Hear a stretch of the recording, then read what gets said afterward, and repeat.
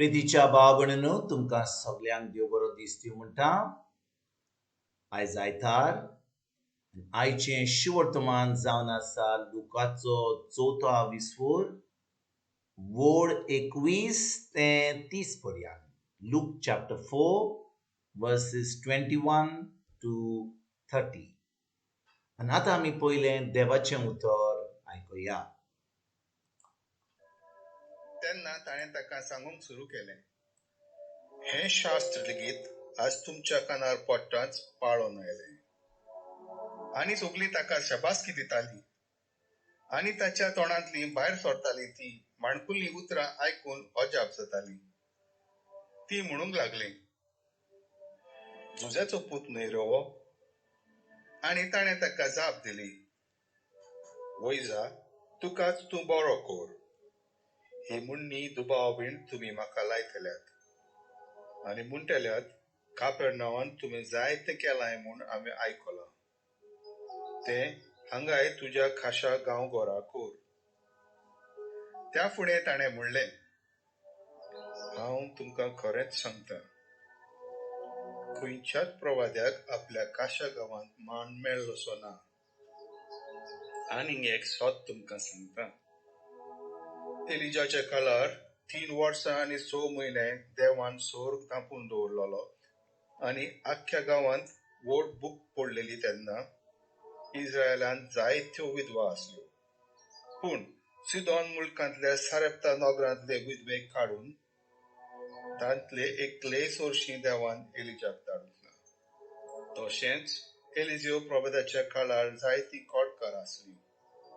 पूण सिरीच्या नामानांक काडून तांतले एकल्याकूय देवान नितोळ करूंक ना.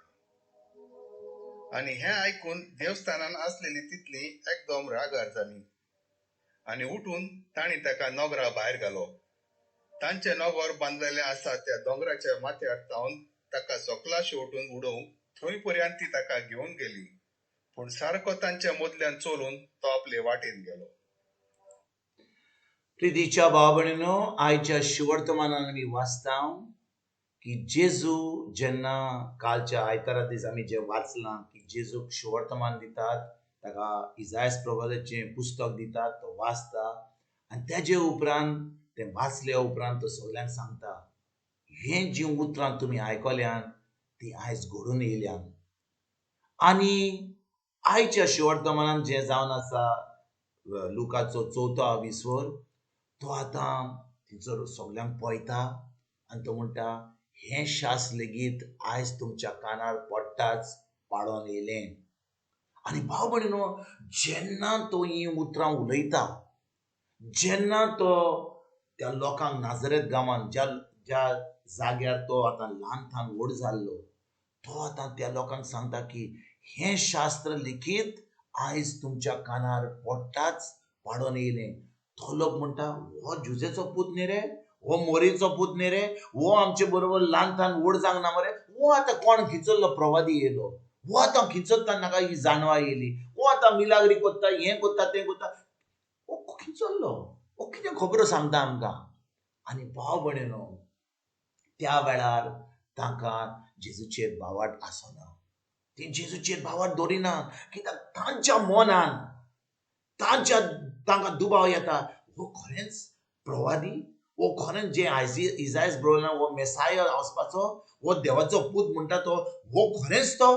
कित्याक जें इसायास प्रवादान बरयलेलें, जेजून वाचलेलें, तें जावन आसा तें काम जें मेसाया करपाचो आसलो. जो देवाचो पूत येवपाचो आसलो त्या संवसारांत, तो करचो आसलो. आनी भाव भयणींनो, जेजू तांच्या फुडें हाजीर आसा, तो जावन आसा देवाचो पूत, तो जावन आसा मेसाया. पूण ते पळयतात ताका फकत जुजेचो आनी मोरयेचो पूत म्हणून आनी ताका थिंचर नाकारतात.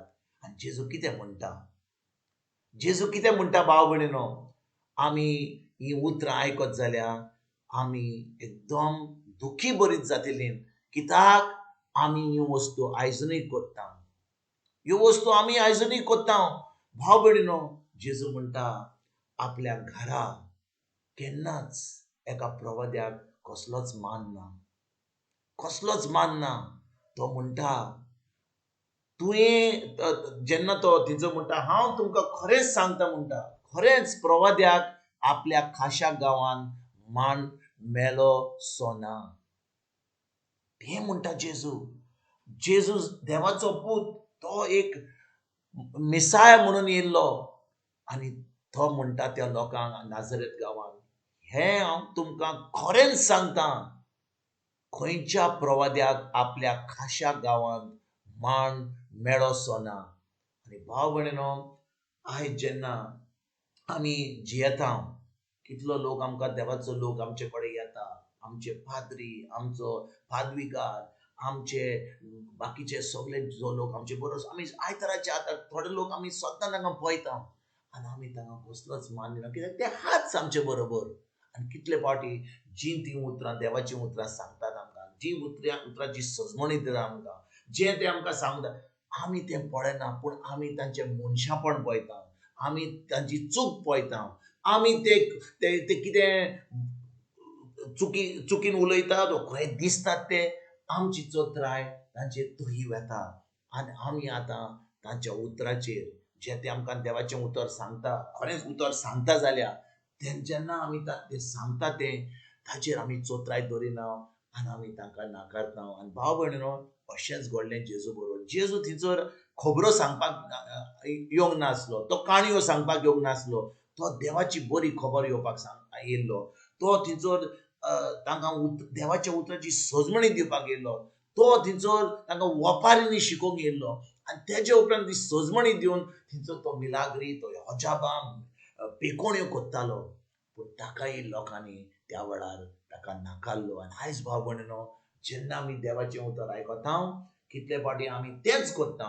आयज आमी खेरीत भाशेन आमी देवाचें भोगसलें मागुया. जो लोक आमच्या जिवितान येयला, आमकां उतराची सजमणी दिल्या, आमकां आमचो संबंद देवाशी घट केला उतरा वरवीं, ती शिकोवन दिवन तांचे पासत आमी मागणें करया. तांचे पासत आमी तांकां आमी हें बरी खबर जी दितात तांकां आमी सपोर्ट करया आनी तांकां खरेंच देवाचें राज आनी आमी देवाचें राज फुडें सरपाक आयजसान आमी वावरुया. तुमकां तुमच्या फॅमिलीक एक बरो दीस आवडेता आनी परतून तुमचे कडेन उलोवपाक फाल्यां हाजीर जातून तुमकां सगल्यांक आमच्या सरुंडरा जेजूची कृपा, आमच्या सर्गींच्या बापाचो मोग आनी पवित्र आत्म्याचो एक तुमकां तुमच्या फॅमिलीक हांव